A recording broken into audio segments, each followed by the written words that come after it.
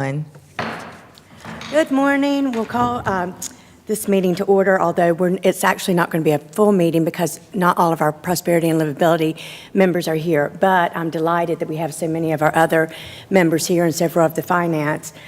So today I'm Mayor Pro Tem Monica Peters, and I'm the chair of the Prosperity, Livability, and Safety Committee. And today we have with us Councilmember Andrew, Councilmember Williams, Councilmember Harmon, Councilmember Moore. We have Councilmember Johnson that is with us virtual, but he is absent. And then we also have Councilmember Vicki McKeever, who's absent at an advanced leadership conference. So I'm really excited for her. So today we have item 2026-59. It's the South Main Street improvements presentation, and we have with us Hey, how are you? We have with us our Transportation Director, Greg Venable, and this is information only, so no vote will be required, but I'm super excited about Dover Cole being here too, and also Joe Minicozy is here, so thank you for being here. Go ahead, Doug. Thank you, Madam Chair, members of the committee and City Council. The city provided some financial assistance to Southwest Renewal Foundation to hire a consultant to do a concept plan for South Main Street and the South Main Street corridor. Today we have Dover Cole and partners here, and specifically Margaret Flippin, who is going to be presenting the information to you guys today. There's a lot of nice things in the presentation, and it kind of really shows the potential for South Main Street. So I think, Margaret, you've been with Dover Cole for 13 years, is that what I hear? Yeah. So she came to us all the way from Houston, so I'd like to welcome her, and she can begin her presentation. Thanks so much. Thank you. Good morning. Good morning. Thank you, Mayor Pro Tem, and thank you, City Council members, for being here. I get the honor of presenting to you all sort of an update on Plan South Main. And I feel that that's an honor because I'm here representing many, many people that have gone in to help to make this plan a reality. So I want to show my sincere thanks to City Council as well as city staff, the Southwest Renewal Foundation, and the countless residents and citizens that have helped to make input towards Plan South Main. Excuse me. Plan South Main is a planning project. It's an opportunity to capture and embrace a vision for the future of this important corridor from downtown to business I-85. It's about 1.5 mile stretch of South Main Street, and there's just such opportunity and potential. And one of the key things that we were looking at was the opportunity to reconnect the east and the west side of the street, especially the various neighborhoods, because as South Main has evolved over the past 100 years, your great city has been talking about this important street for many, many decades. The street has become it's become a wide, auto-oriented thoroughfare, and in doing so, it has really divided parts of the neighborhoods and parts of the community. And what's really important about South Main Street too, in this whole area, is there's so many existing community assets with GTCC, with the Southside Recreation Center, with the Heritage Greenway, as well as with the Blair Park Golf Course. There's so many assets, and with South Main Street, there's really an opportunity to improve the safety, the walkability, and the connections. As we began the planning process, we looked at a series of analysis diagrams. And so here's one sort of looking at the existing sidewalks and crosswalks. As you can see, pretty limited crossings. We compared that with the Fairview Elementary attendance zone. And it was really interesting when you think about school children walking and coming to school. When we look back at those crosswalks, pretty limited access to get across. So recognizing the gift of Fairview Elementary as well as GTCC, opportunities to continue to provide improved access to education, we feel is really important with the Plan South Main project. South Main Street is also a really important corridor with regards to the bus route, Route 11. And so when we met, especially with GTCC faculty and staff and administration, they really reminded us, of course, how important the bus access is to the campus. And this also rings true for folks traveling south. And so it's just really important moving forward that when we think about South Main, we're thinking about all modes of travel. We had a wonderful workshop in November. It was really the highlight of this plan and of this project. Our firm, Dover Cole & Partners, we really emphasize the process of what we call designing in public. And so many of you all visited with us. We set up a design studio right along South Main at Home Elegance. So grateful for them for opening their doors to us. And what we did during this week-long workshop was really sat around in small groups around tables and shared ideas, shared input, and shared a future for what this incredible piece of civic infrastructure could be. South Main Street is 84 feet wide. That's the right-of-way. And so what we were really looking at was sort of how would you want to design the street to accommodate more modes of travel rather than just the auto-oriented. So from the community input that we received that week, this is sort of what came out as sort of the overall vision and founding principles for South Main Street. And it was just really important, making it safe, making it accessible, viable for reinvestment. We look at South Main Street and there's a lot of surface parking lots, a lot of gray. It's a lot of pavement. And that's disturbed land and disturbed real estate. And with your existing zoning regulations, it's zoned Main Street, and there's so much potential to sort of reclaim some of those addresses. But in order to do that, we've got to get the street right. So creating a street that helps to sort of stimulate economic development and reinvestment. And Victor Dover, principal with our firm, he, back in November when we were here for the workshop, he really stressed making South Main Street worthy of the name Main Street. We did a lot of talking about what does a Main Street look and feel like, and what does that mean to your community. So reclaiming South Main Street. So here's an image. My colleague Kenneth Garcia, he brought the drone, and so we shot a lot of images back in November of the street. And it really is a great gateway from the southern entrance to your city leading into downtown, and really how to put our best foot forward and our best face forward with regards to sort of reclaiming this entrance to your city. We did some taking a look at the existing traffic counts. The street was designed for 36,000 vehicles a day. That's a lot of cars. And that has sort of changed over the years, especially as the furniture market has shifted to a lot of bus transportation as well. That's really changed the dynamic of High Point, and I think y'all are seeing that in many of the actions and activities you're currently doing. But especially as we get closer to downtown and the area around GTCC, as well as Ilderton, the traffic counts go down to around 12,000 vehicles. That's why you're seeing the road is designed for 36,000. And so it's wide, it's fast-moving cars, but the road is not acting in that way anymore. So what we started to look at and understand that the character of South Main isn't a one-size-fits-all approach. And so we started to look at how could we make the best use of that 84 feet of right-of-way and that public infrastructure. And so working with our team, we sort of came up with a variety of street sections. And this is kind of the more technical side of our recommendations. So, happy to talk more about these and with city staff as well. But basically looking at with the traffic data, being able to reduce the lanes and sort of reclaim Main Street to create more of a balance between pedestrian and auto-oriented travel, but still accommodate the vehicles, the buses, all modes of travel, being able to add bike infrastructure, street trees, on-street parking. And so I think there's just a lot of opportunity there. The segment in front of GTCC, being able to reduce the lanes down, and then as you can see on both sides, to be able to have a dedicated separated bike lane.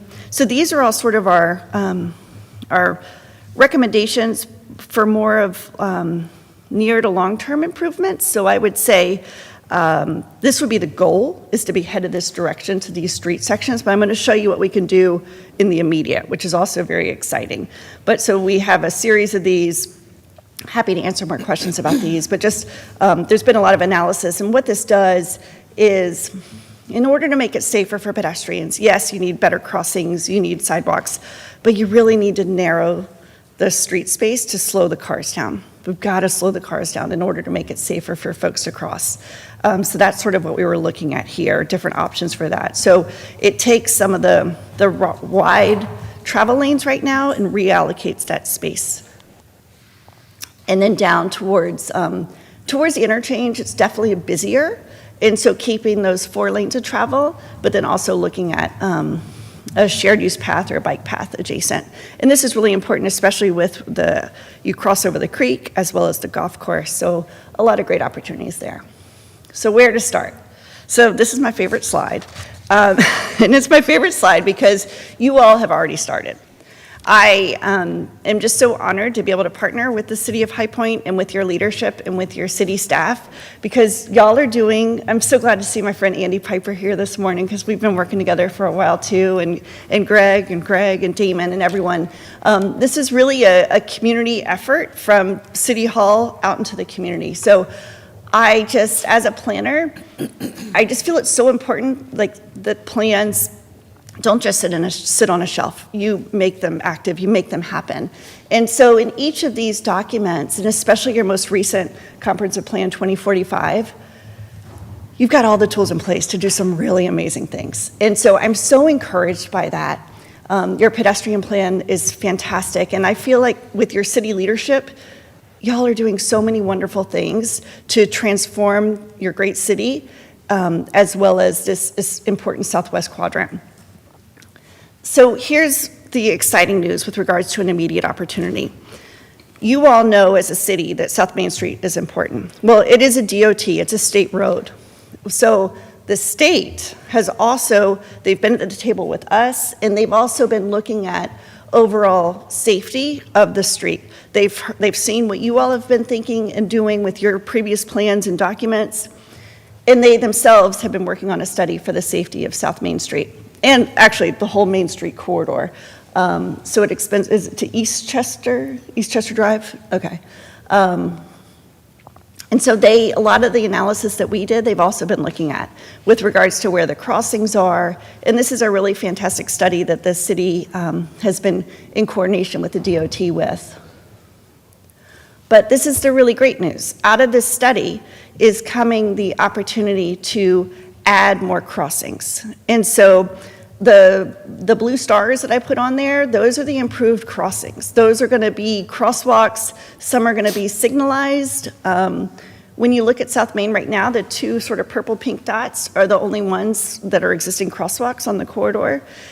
And so when you think back to that map of Fairview Elementary and thinking about school kids being able to cross, or GTCC students being able to access the Southside Recreation Center and vice versa, this is sort of low-hanging fruit. This is just an initial step, but it's an encouraging step that the state, being a state road, that they're looking at these improvements. And these improvements are funded with regards to these improved crossings. Along with that, what's going to be happening with South Main Street in the coming years, or coming months even, is resurfacing. And this is an opportunity. We don't want to miss this opportunity. So some of the street sections I showed that could be in the more long term, this is an opportunity in the near term. Like, we're talking the next 18 months, maybe 2 years, to start to make some changes. This is something the DOT is already going to be doing. So by having this vision and having this plan in place, you're getting ahead of the DOT in a really positive way, working as partners to see if we can reallocate the lanes, still keeping the curbs exactly where they are, that 84 feet, but sort of how you use that space within the right-of-way. And as we talk to students and faculty at GTCC, a lot of folks are very interested in improved access for bikes, and so that's able to be included in this. I want to pause here for a minute to see if city staff wants to add anything more about the DOT work or anything else you want to share.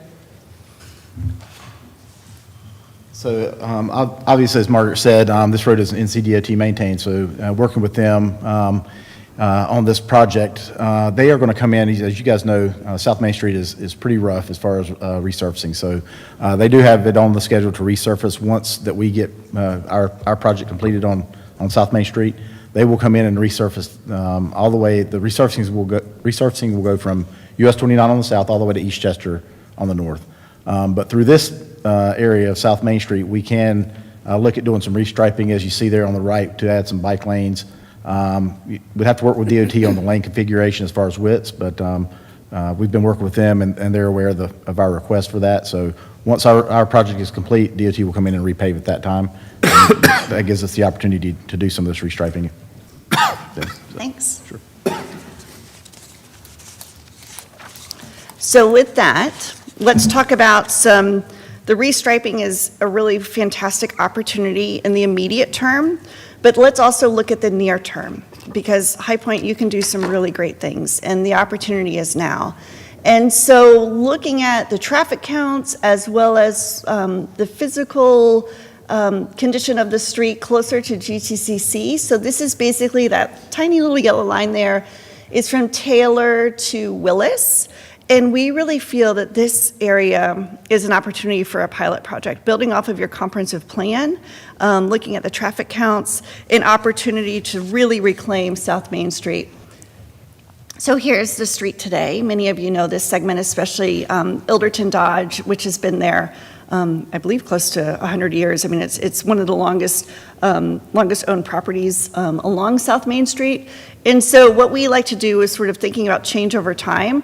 And so if we are to reconfigure the street, this is beyond the restriping, this is more lane reallocation, sort of the what if. So the opportunity to narrow the travel lanes, to add on-street parking, to add a separated bike lane, as well as wider sidewalks. And the reason that we feel that this is the best recommendation is this can help by getting the street right.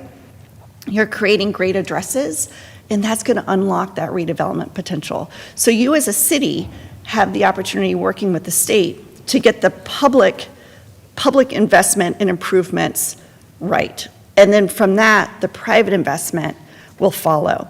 And what's really important, looking at the city's existing zoning regulations, you've got the rules in place to support this type of street-oriented development. Mixed use, just a lot of really fantastic opportunities. And with that, I also want to bring attention, Monica mentioned, or I'm sorry, Councilmember Peters mentioned that Joe Minicozy from Urban 3 is here, and Joe is a renowned urban designer and planner, and he really is important finds the importance of linking land use, transportation, and economics. And so Joe's going to be speaking at lunchtime as well today. But here's just sort of a closer look at the existing conditions of this pilot project, what it could be. And I'm just so encouraged by the asset that is GTCC, and in talking especially also with the Southside residents and then folks at Elm Towers, opportunity to really connect both sides of the street. The Mexican markets, it's a great place to go and grab lunch, but it's really difficult right now to cross. Even with the existing crossing at GTCC, even the DOT from their study, they see the need to do some improvements there. So here's what we're suggesting for that pilot project.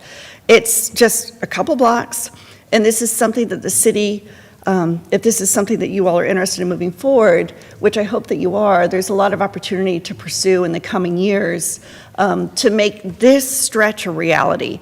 And I think this would be really incredible, coming from the south, really as GTCC, marking that as an incredible community asset and a welcome to sort of the downtown area as well, and just sort of reclaiming this area. And over time, that will help to stimulate that continued investment in the area from the private side of things.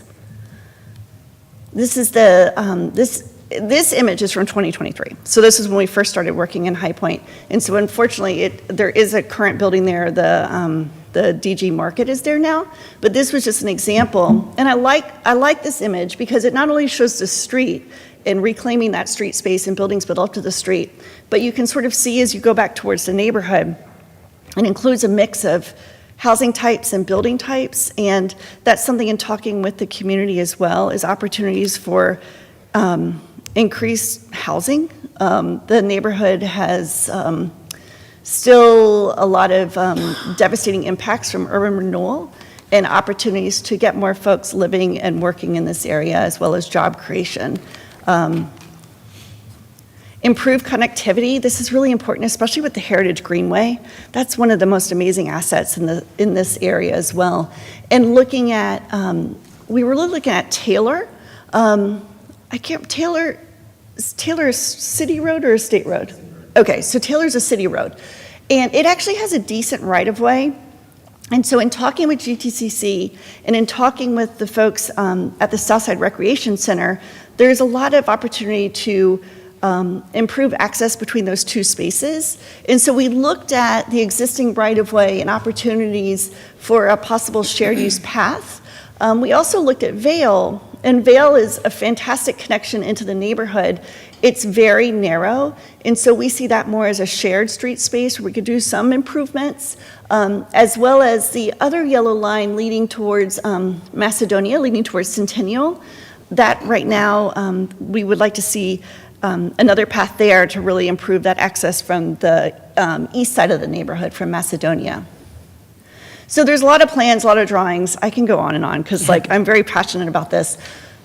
But the long-term prospects, opportunities at Ward. So what if, you get the street design right, and you'll see in the plan there's several roundabouts, and this is all long-term prospects. This is more the next 25, 50, 75 years. So much longer in time frame, but we did want to at least show the possibilities, and in talking with the state, with the DOT, and really unlocking that development potential. So these are just some of the images that we created for that. And then further south, as we're going with College and Market Center Drive, and especially when you think about the connections to High Point University from there, a really incredible opportunity that was identified in your comprehensive plan to make that a village activity center. And that's also in keeping with what's in your plan and sort of unlocking that redevelopment potential there. So next steps. The drawing on the left, that is what we would like to be proposing for a pilot project. So this is in addition to the restriping, which is going to be happening once we kind of coordinate with the DOT to get the details right.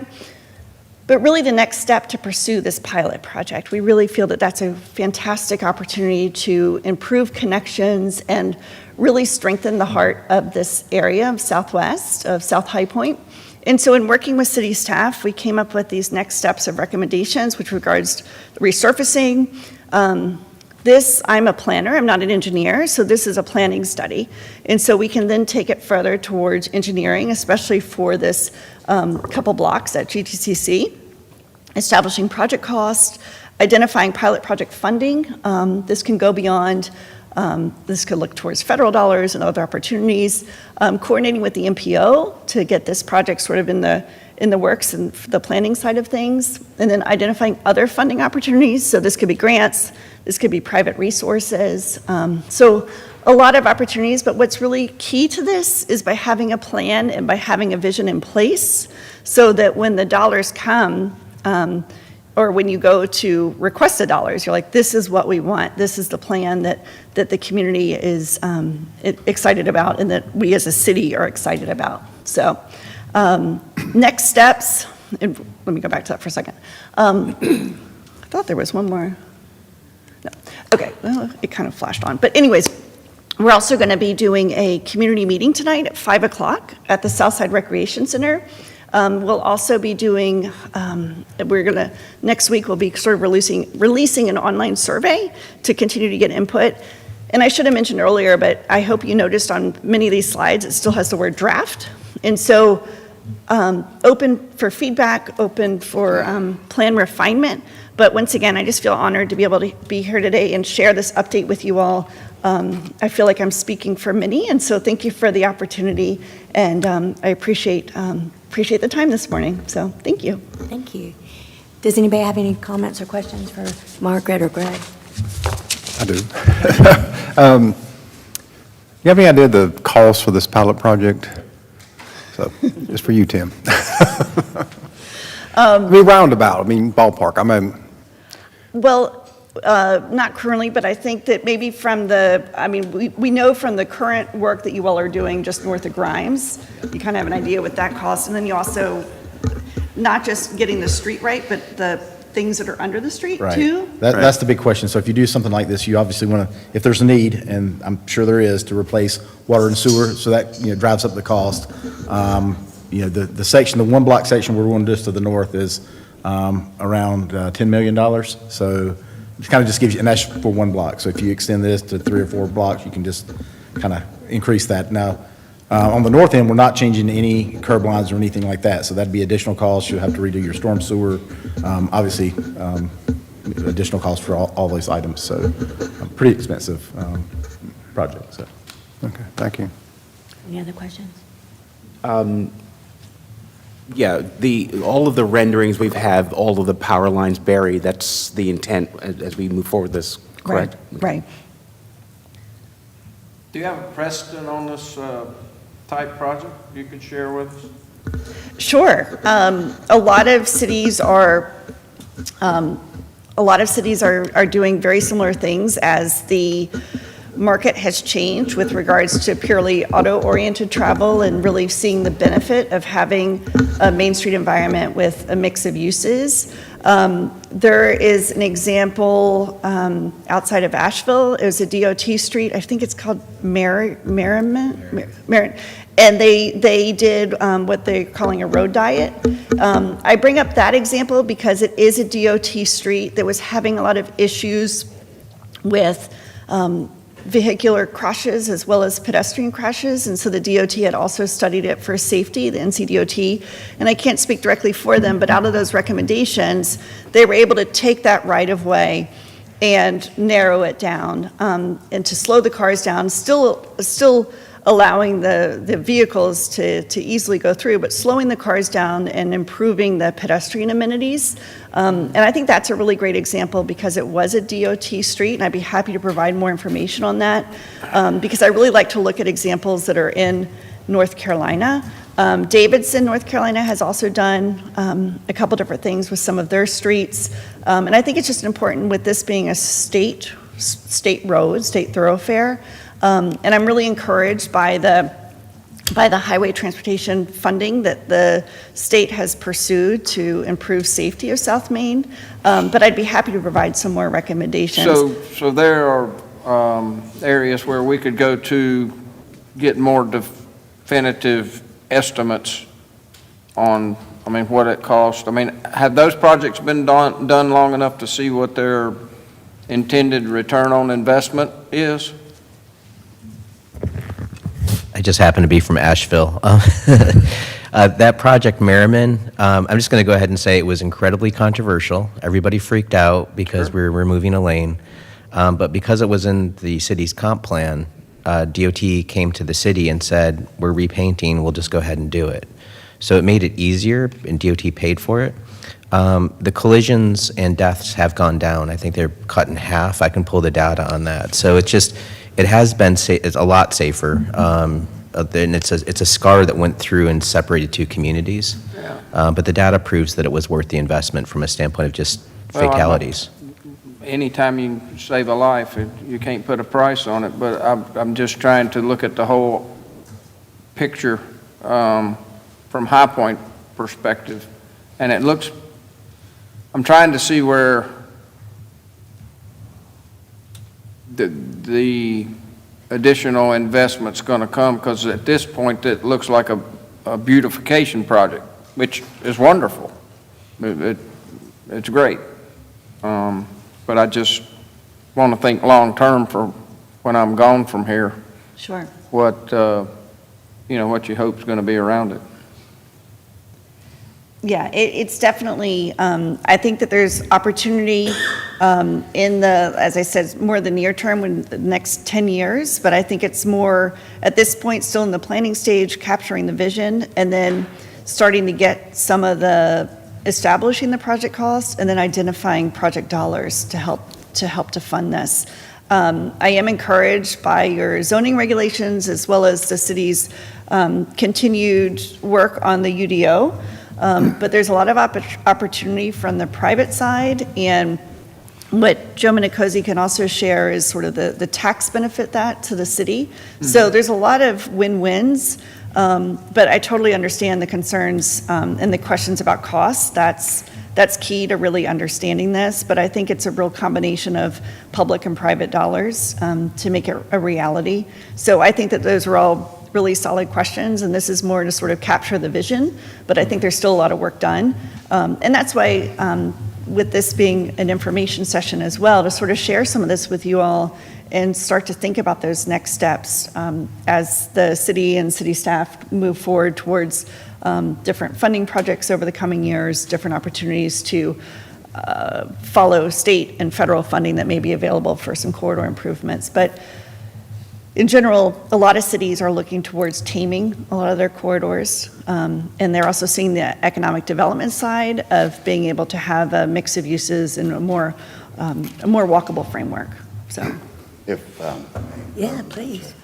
So, just when you look at the screen that's like right in front of us, and the number of like complaints I've gotten for traffic when it came to GTCC students, when it came to folks that worked. If you look at it, it looks like retail on one side and other businesses working or whatever on the opposite side. And speaking from somebody who has worked downtown for close to 20 years now, we want more walkability. You would get more foot traffic going to your retail across the road if it was safer, but a lot of times you see us hopping in our cars because there's too much traffic flying down there. And I'm even speaking to just between the market buildings there, which I'm grateful to Greg and some others who helped me finally get some lights to slow the cars down. We have like workers going in between buildings there. It's the same deal. Even though it looked kind of condensed, you still had 4 lanes and people would still just zip past you. They would rush to get the stoplight. You know, even though you see people in the crosswalk, they will still fly just to get to that. So the ideal of this project, it's multi-layered in my opinion. It's going to be it's going to be practical to help the people to access the retail across the road. It also helps environmental, because I still got questions about the trees though. I mean, that's another meeting, but You want some palm trees? no, pollen. Oh, pollen, okay, for those asthma sufferers. And like growth that causes breakups and stuff, but I know that there's another way to deal with that, but You want the non-pollinated trees? Want me to bring that back up again? Yeah. But- There's also a lot of redevelopment potential. I mean, if you look at all this vacant land, right, that this will encourage certainly, which is always increases the tax base. But I'm sure the water and sewer is currently done, can't support a bunch of residential, right? That's my guess. Margaret, do you happen to have that slide that shows back in the history when a previous council, I don't know if it was like in the 50s or something, and there was controversy about Right. widening the road and making it just so that people know that it's not this present Right. council or staff's fault that we have a highway running through our downtown. Oh, most definitely. Unfortunately, I don't have it in Okay, this slide okay. sequence, but I'd be more than happy when we, in addition to looking at the analysis maps, looking at the archives from the High Point Enterprise, I really did a deep dive into looking at how South Main Street became what it is today. And, I mean, it's been in discussion for the past 100 years with previous city council and previous community members. And so, you know, it's a long history of planning and development, but in the 1960s is really when South Main Street was widened to the way it was today. And even then, city council members and others warned that if you widen it the way it is now, that it's going to become a throughway for speeding vehicles. And so there's some newspaper articles that we came across that share that. So sort of this auto-oriented idea of when you finish work downtown, you just as fast as possible head out. And that's not the direction we're headed. So it's sort of a changing times, changing mindset, changing framework. But really, as I mentioned earlier, South Main has really created a physical divide. And so as you all have shared, just some opportunities to reconnect both sides of the street and to create something that's better for the neighborhood that's there. It shouldn't just be an auto-oriented thoroughfare for getting cars to and from downtown, but really an opportunity to reclaim this space for the community as well. When we were, you think about the Greenway and the Southwest Mill District on the west side, and then the South Side neighborhood, and then access to GTCC. I mean, the programs that GTCC has are just incredible.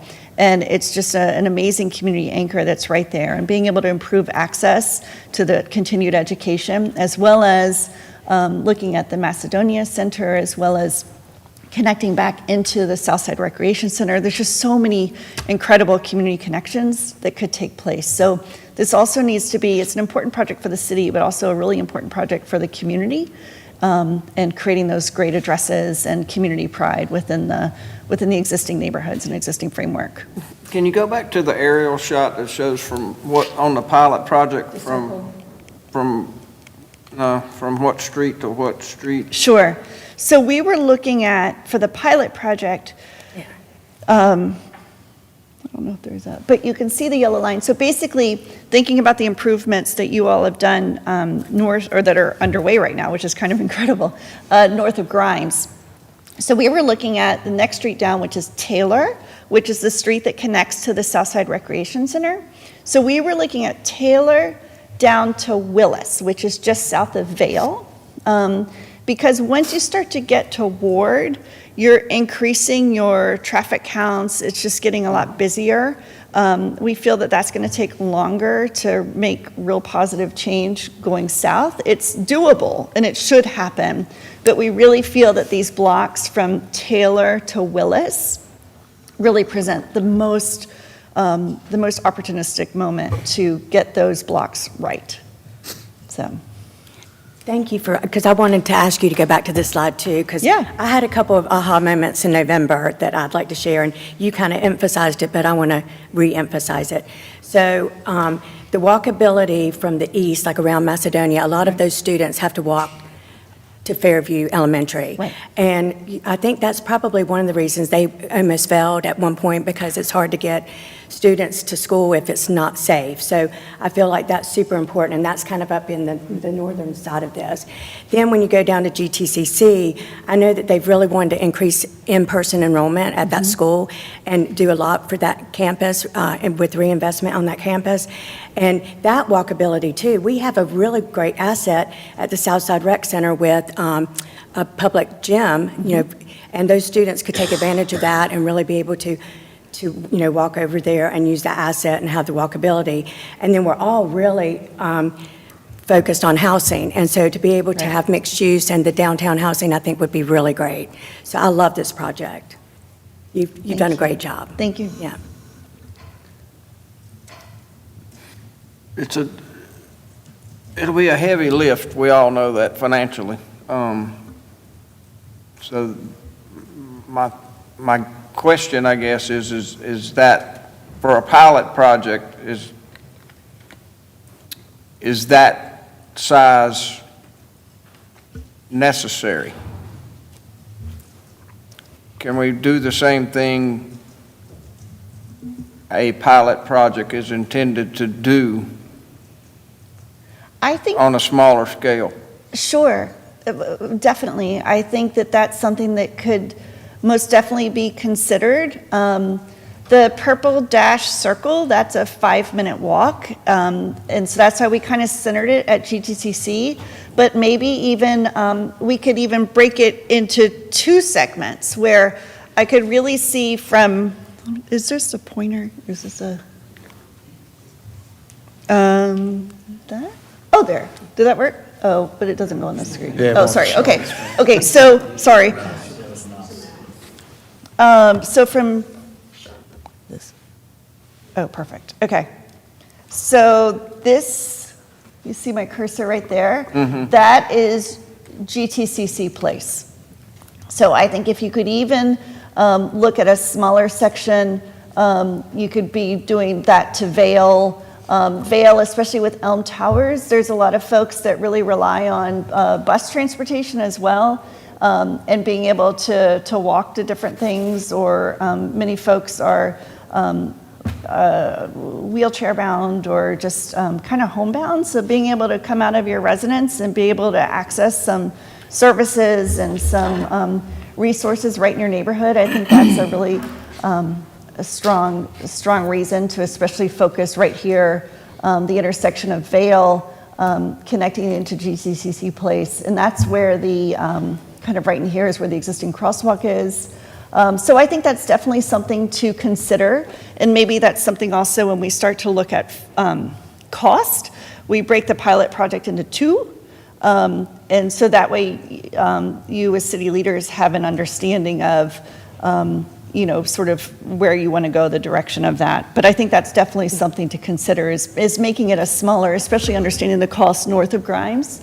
I think that is, so yes, so here, so here's Vale, and then here's the existing crosswalk, and then here's GTCC Place. So I think if you could do this segment here, that would really make a lot of impact on the community. It's also kind of interesting when you're driving from the south and you're coming up, there's a bit of a rise in the, there's some limited visibility. And so I think also in conversations with GTCC, a lot of people just sort of drive right by it. They don't even realize that they've arrived or that they're at the campus. And so some opportunities in that block segment to, the main thing is to slow the cars down and to let the drivers know, like, we're in a place, we need to go slower. This isn't just a highway going through town, but more a walkable environment where there might be students crossing or faculty or residents going back and forth. But I do think there's a lot of opportunity there. And I think there's a lot of opportunity already in the works, even with the DOT study to improve the crossings at Vale and at GTCC. So I think we could look at a smaller segment for the pilot project. And Margaret, if I can just point out, so this is already on the state budget to do the Main Street. And when I was with some of the Division 7 engineers, and I know, Greg can attest to this, like that one crosswalk, they said that it was kind of antiquated. Right. And so they already have plans. So this is already in the state budget. So I feel like this gives us a really great opportunity. I know meeting Wade, I mean, he's great. And I know Greg, really enjoyed a lot of conversations with him, that we can implement things in the design that maybe we can't afford yet in the budget. Right. But because we designed it that way, we can implement it later. And I think those are some key things that we really need to focus on as we're moving forward to make sure that we're working with the engineers for the state and implementing some of those things so that we can phase this in. That's Yeah, fantastic. That makes sense. I agree. I just always think we need to try to thread the needle on cost expenditure and cost of living for our citizens. I'm not against growth and beautification. It's coming. I don't know if any of y'all saw that Zillow, the real estate group, big and powerful, the High Point got the, I guess it was for a month or something last month, got the most search hits of any city in the southeast United States for inquiries on residential living. So Means we did too We're- good of a job. That's right. That means we did too good of a job. well, that's what we've been tasked to do. But, it's just trying to set it up and do it right. So I'd love to see the area redeveloped and beautified, and hopefully some of those folks will come in. It's no secret to anybody in this room that the vast majority of our growth has been in the northern corridor with Kernersville, Winston-Salem, Greensboro, Jamestown, but for decades. But it looks like a nice concept, and our staff doesn't have enough heavy lifts on their plate right now, so